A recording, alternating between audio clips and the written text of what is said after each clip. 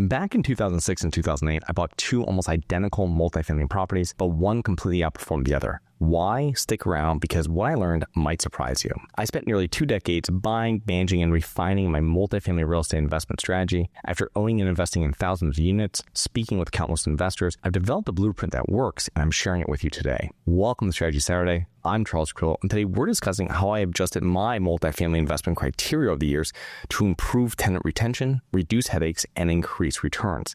If you're a real estate investor or thinking about becoming one, you're in the right place. I began investing in multifamily real estate in 2006 with a 3-family house where I lived on one floor and rented out the other 2. 2 years later, I purchased another 3-family house literally a few hundred yards away from the first, and it always performed better than the first. And I remember speaking to my father about the dramatic difference in time I spent on one property versus the other property, and how the second one always kept better tenants for longer, which is the key to success in multifamily investing. And he suggested that maybe I should replicate what I did with the second property for future investments. So the main differences between these properties was that the second property was in better condition, had better parking, and bigger units. It was an overall better property, and this attracted better tenants who live there longer. Now, over the years, as I have been involved in more real estate deals and spoken to more investors, the overall theme of my investment criteria has been to invest in better properties in better areas.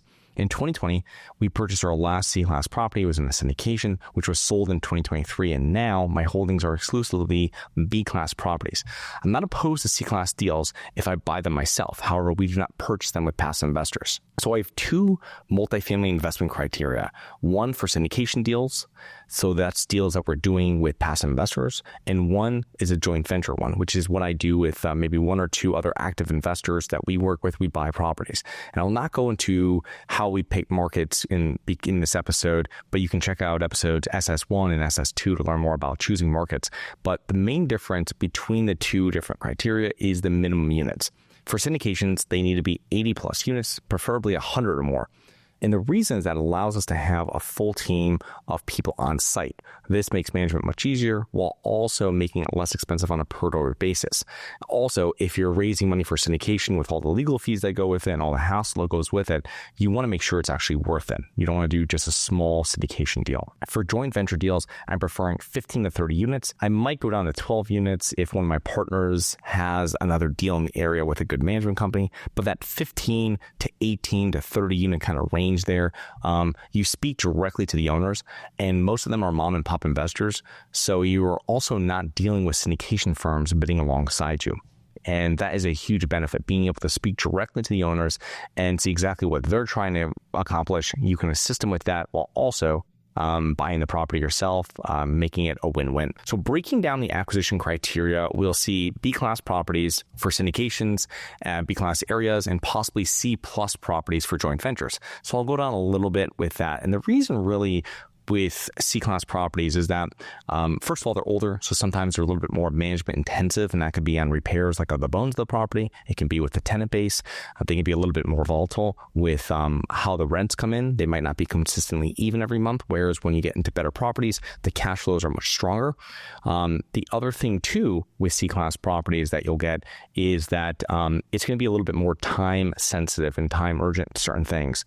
So that's something that you have to have the right team that you're working with, the right property manager, and that's with anything, but C-Class properties are a little bit more time intensive. 1985 vintage properties are the oldest, preferably 1990s or newer. If it is a longer term hold, I might be looking for a 1995 or 2000 or newer property. And when we're getting down to kind of the mix of units, it's 2-bedroom units. Like to see 50% or more of the units are always preferred to be 2 bedrooms. And for 1-bedroom units, I want to see a minimum of 600 square feet. And for 2-bedroom units, a minimum of 800 square feet. For construction, it's block and brick construction with pitch roofs are always preferred.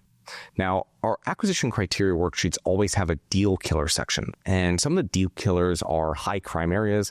Obviously, people don't want to live there, or they don't want to live there for long periods of time. You can't fix it, and your property is always going to be stuck at one level. If you're buying in better areas, it allows you more flexibility with growing the property, doing work to the property, and actually achieving higher rents and a higher net operating income. Now, areas where the median household income is less than 3x what we project as our target rents in our underwriting, because if where we're looking at doing work to a property and doing renovations, if the median household income in that area isn't 3 times that what we're going to be renting them for, that means people living in the area can't afford to live there, which really kills the whole idea of renting the property. Now, areas with declining population, we always avoid. Anything with polybutane piping, which was a piping that was used like in the 80s and 90s, which, it explodes, it's not safe, you can't get insurance for it. Aluminum wiring has a mess of different issues, galvanized and cast iron supply lines. These are a lot of like the bones of the property that we don't really want to deal with. Unless, obviously, there's always a way, that you would get involved with this if you got a really good deal. But the thing with these renovations is that they're not going to add rent. They're not going to add net operating income to the bottom line. People aren't going to pay more because their pipes aren't bursting or leaking, or that they are able to use the electrical in their apartment, right? So these are things that really need to be done, and you need to buy these properties at quite a discount if you're going to be doing these renovations. The next thing is ceilings under 8 feet. This is not something that you're going to find being able to push rents really with this type of property. It's the same thing if you're buying properties, older properties, let's say, or any type of properties that don't have, especially in like the South, HVAC, like central air systems, window units, stuff like this, or wall units. This starts to limit the amount of money in rent that you can charge. So it's important that you know about this functional obsolescence and knowing that if you have it or if you don't, and make sure when you're doing out your rent comps that you actually know what you're buying. So if you're, doing your rent comps with something that, a property with higher ceilings or with bigger units or with central air versus the property you're buying has window units or has, smaller units in general. These are all important things that you have to work out and check when you're doing comparables. The last thing really is no in-unit laundry or the ability to add connections. So those are really important. If we're doing a syndication, there has to be a way on the ability to add connections and laundry inside the unit. This is one of the easiest ways of adding of doing renovations and making money. Literally in up, down, sideways markets, you can add laundry into a unit. You can get your money back literally in probably 1 year to a year and a half, the return of what you spend for doing that. So it's a great investment. On-site laundry facilities are okay for JV deals. So if you have an older property, maybe there's a storage shed out back or a storage unit, or if you're up north, you have a basement with laundry. We used to do that as well. Have the connections in there or have coin-operated laundry. But it has to be an ability of having it on site either way.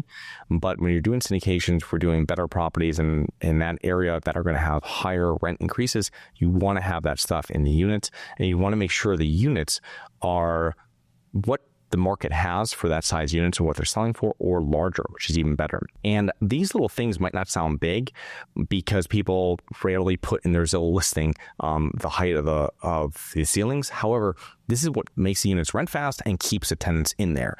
When they're in these better units, maybe they're checking around on their renewal and they see, oh, wow, this is much more expensive. It's not as nice. And they're going to stay put with what you are. And that's how you do it. The key is buying good properties, keeping good tenants in there. And I highly suggest for all real estate investors to create one-page acquisition criteria for the properties they want to purchase. And this doesn't have to be intense, doesn't have to be very detailed. It just can be quick bullet points like I just went over with you today. And showing this to a potential investor or a broker goes a long way toward building your credibility, since most tire kickers out there will have very general acquisition criteria saying, I want to buy properties with, this cap rate in this town, compared to someone that says, I want to buy properties that are 18 to 30 units built between these years with this type of construction.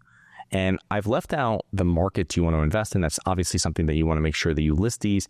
And for syndications, you can have a larger area since properties will have on-site management. But if you're building a portfolio of smaller properties in one area of a city, clearly note that, because once a broker has a deal in or near that area, they're going to reach out to you because they know this is your specialty and that's who they want to be selling to. And it's much easier for them to sell to the seller as well. So I hope you enjoyed. Please remember, rate, review, subscribe. Submit comments and potential show topics at globalinvestorspodcast.com. If you're interested in actively investing in real estate, please check out our courses and mentoring programs at syndicationsuperstars.com. That is syndicationsuperstars.com. Look forward to 2 more episodes next week. See you then. Have you always wanted to invest in real estate but didn't have the time, didn't know where to find the deals, couldn't get the funding, and didn't want tenants calling you? Since 2006, I've been buying income-producing properties in great locations that provide us with consistent passive income while we wait for appreciation in the future and take advantage of tax laws while we're waiting. And unlike your financial advisor, we invest alongside our investors in every property we purchase. Check out investwithharborside.com. If you like the idea of investing in real estate, if you like the idea of passive income, partner with us at investwithharborside.com. That's investwithharborside.com. Nothing in this episode should be considered specific, personal, or professional advice. Any investment opportunities mentioned on this podcast are limited to accredited investors. Any investments will only be made with proper disclosure, subscription documentation, and are subject to all applicable laws. Please consult an appropriate tax, legal, real estate, financial, or business professional for individualized advice. Opinions of guests are their own. Information is not guaranteed. All investment strategies have the potential for profit or loss. The host is operating on behalf of Syndication Superstars, LLC exclusively.